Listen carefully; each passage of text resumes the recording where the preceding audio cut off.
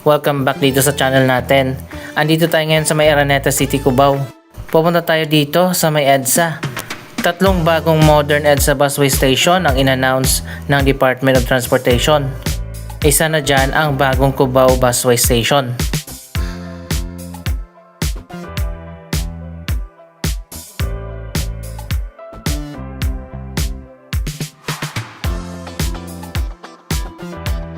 Sa ngayon wala pa talagang busway station sa tapat ng Araneta City. Ang pinakamalapit ay ang Main Avenue Station na malayo kapag nilakad mo kung papunta ka ng Araneta. Kaya naman bihira lang talaga sa mga Cubao commuters ang sumasakit mga baba dyan sa Main Avenue. Dahil sobrang layo nga ng lalakarin.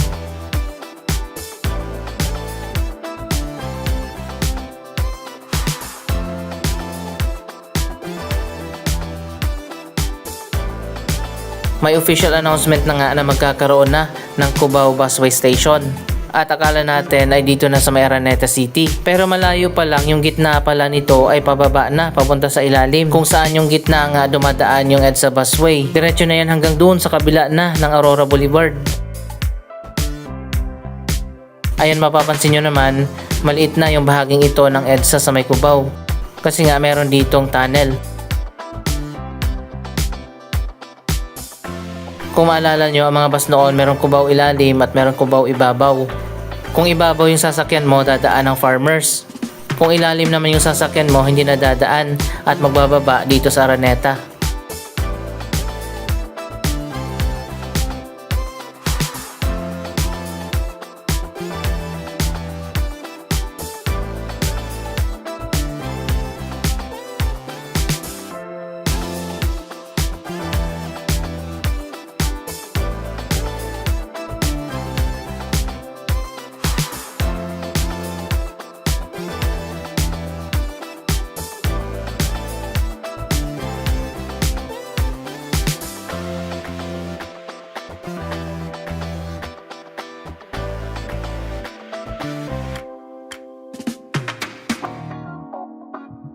Ang inisip ko talaga, dito pwede sana magtayo ng Cubao Busway Station.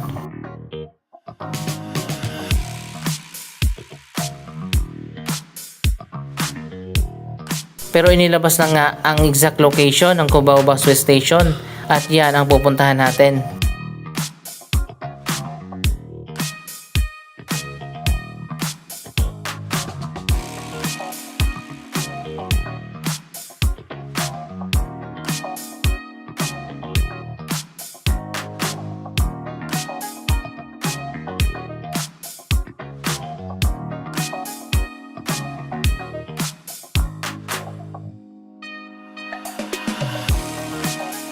Mas okay sana dito, malapit sa MRT.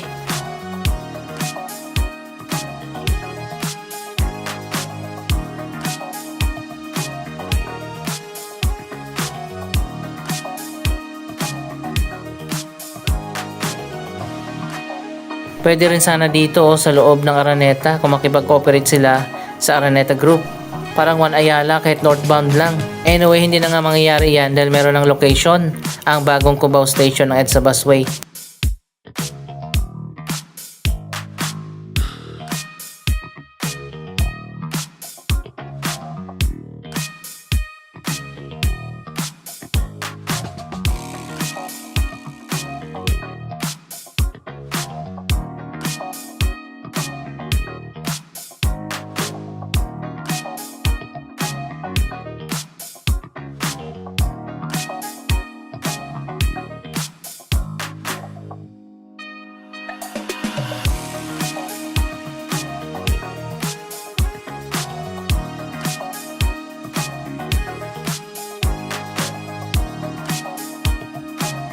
Medyo malayo din yung location ng bagong Cubao Station.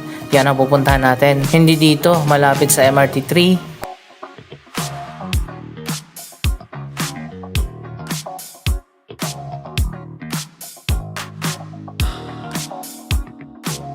Hindi rin dito sa may farmers.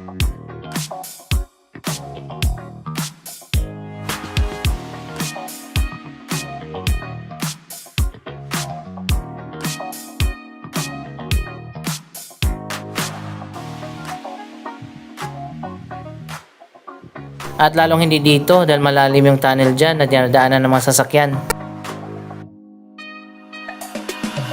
Saan nga ba ang location ng Cubao Station ng EDSA Busway? Andito na tayo sa may EDSA Cubao Footbridge. Ayan, ipapakita ko lang sa inyo kaya hindi pwede mag-EDSA Busway Station dito kasi nga nasa baba yung gitna nito kung saan dumadaan yung EDSA Busway.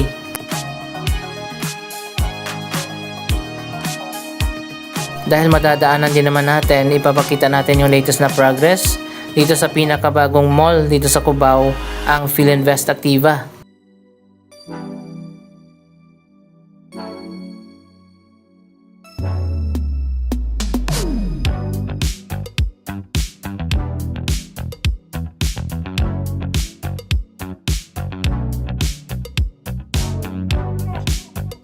Eto na pala, ginagawa na yung bagong office tower sa taas ng mall.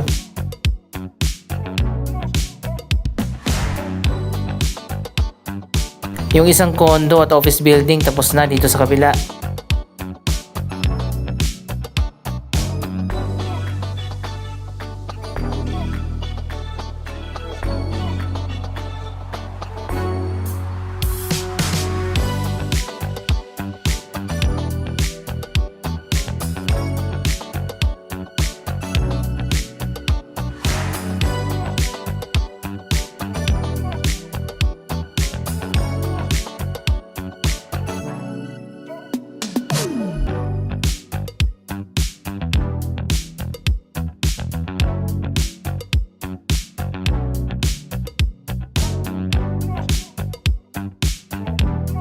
So ayun guys, nandito na tayo sa kabila, lagpas na ng Aurora Boulevard.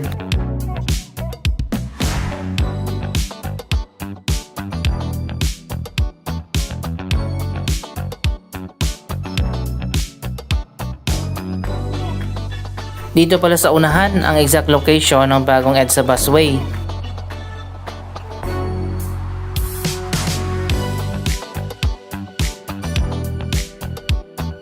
Makikita nyo naman medyo malayo din yung lalakarin kasing layo din ng Main Avenue Station.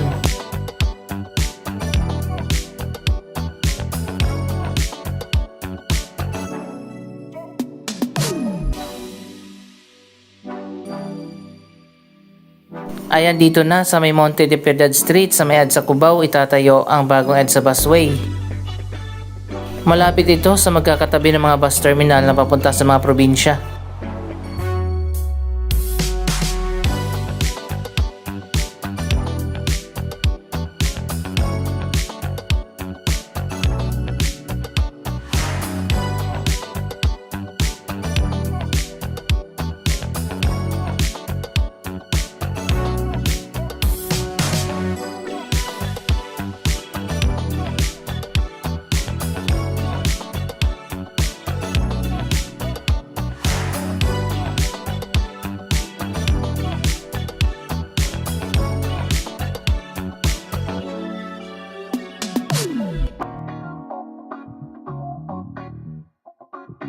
Ayan, napakarami mga bus terminal dito. Akit tayo dito sa may footbridge.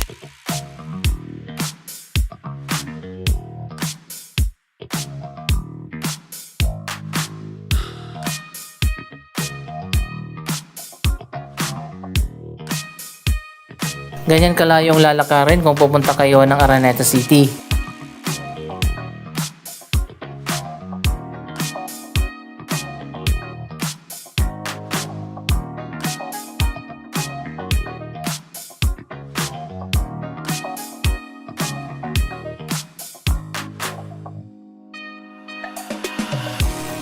Ayan, ito na talaga. Dito, sa unahan lang ng footbridge, itatayo yung modern na EDSA Cubao Station.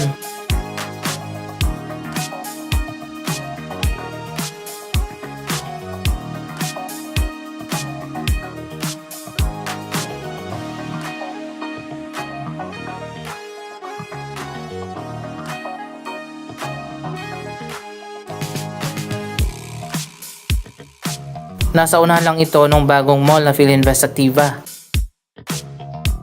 Pwede na dito magtayo ng EDSA busway station kasi nga yung gitna ay umangat na dito sa ground level mula dyan sa may EDSA Cubao Tunnel.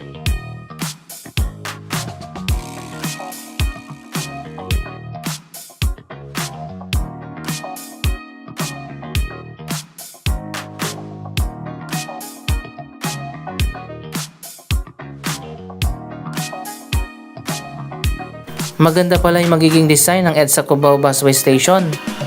Dalawang magkakatabing footbridge ang itatayo dito na may modern ang design. Magkakaroon din ng mga elevator at escalator. Kung titingnan naman natin itong design, napakaganda at napaka-modern.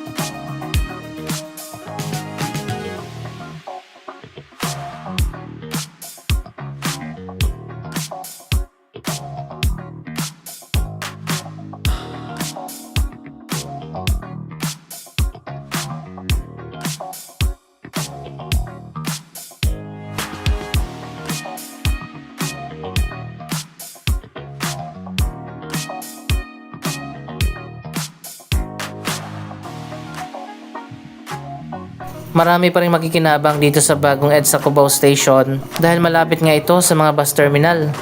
Pero yung mga Araneta Cubao commuters, LRT at MRT na lang talaga dahil sobrang layo ng lalakarin.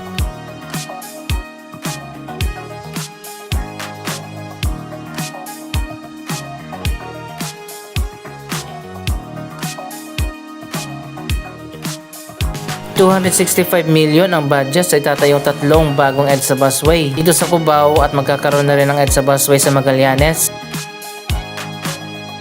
at isang bagong busway station sa harap ng PITX.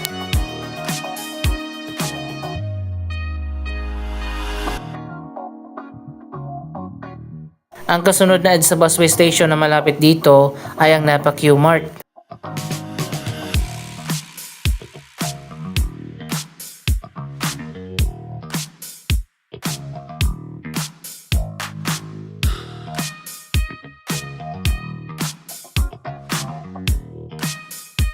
Ganito yung design ng mga lumang EDSA busway station. Sana ma-modernize din ang mga luma na estasyon.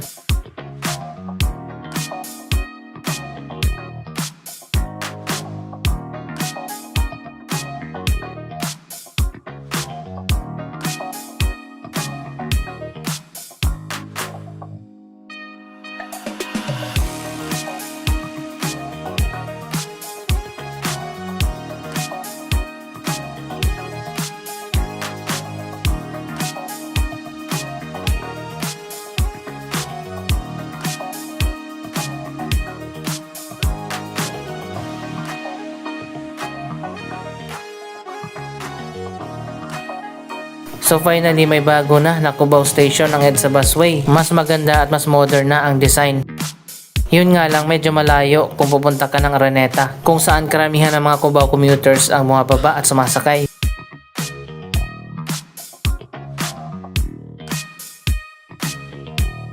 Abangan nyo na lang sa next video, pupuntahan din natin kung saan ang location ng Magallanes EDSA busway at ang PITX EDSA busway station. Ito ang Main Avenue Station na nagsisilbing station malapit sa Cubao. Sana nga ma-modernize din ang station na ito.